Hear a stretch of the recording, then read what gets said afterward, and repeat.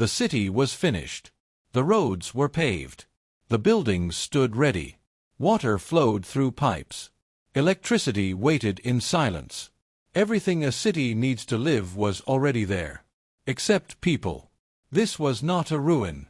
Not a failure mid-construction. Not a war zone. This was a brand new city, engineered for millions of residents.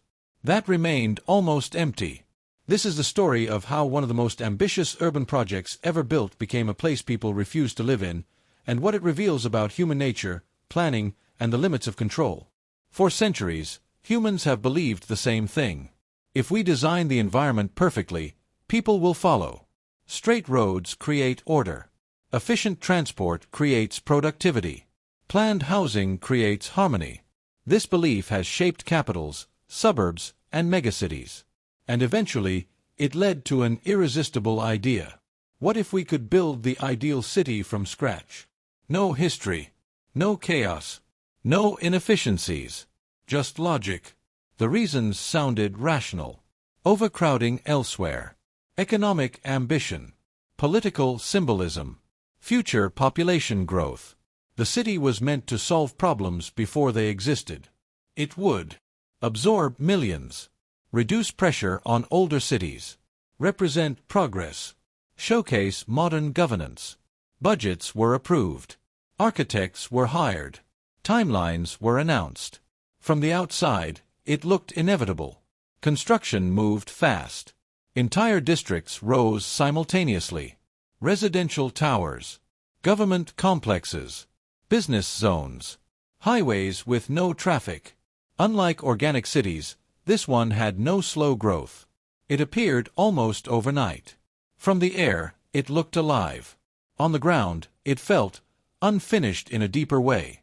Because cities are not just infrastructure. They are habits.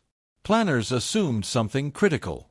If housing exists, people will come. If jobs are promised, people will move. If infrastructure is modern, life will follow. But humans do not migrate like data. They move because of social networks, culture, memory, informal opportunity, familiar chaos. This city offered perfection. But perfection felt empty. At first, the emptiness was subtle. Few lights at night. Echoes in corridors. Wide roads with no traffic. Shops opened and closed quietly. Schools existed without students. Parks stayed pristine because no one used them. The city functioned technically. But socially, it did not exist. Interviews revealed patterns. People said, "It doesn't feel real.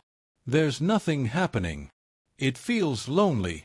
It doesn't feel like home." Nothing was wrong. That was the problem. Cities thrive on friction, noise, unplanned encounters, mess. This city eliminated those. And with them, meaning. Humans read environments emotionally. An empty city triggers uncertainty, suspicion, discomfort. We associate emptiness with danger, failure, or abandonment. Even if the buildings are new. An empty city feels like a place waiting for something bad to happen. And so people stayed away. Governments tried incentives. Subsidized housing. Tax breaks. Relocation bonuses. Some moved. Most left again. Because life cannot be commanded. It emerges. And once a place gains a reputation for emptiness, that reputation becomes self-sustaining. Officials stopped promoting population targets. Language shifted. The city was no longer the future. It became long-term, in transition, awaiting growth. The buildings remained. But the vision quietly retreated. This city teaches a lesson planners rarely admit. You cannot design humanity into a system. You can build roads. You can plan housing. You can engineer efficiency. But you cannot manufacture belonging. Cities are not machines. They are organisms. And without people choosing them freely, even the most advanced city remains just architecture. Waiting.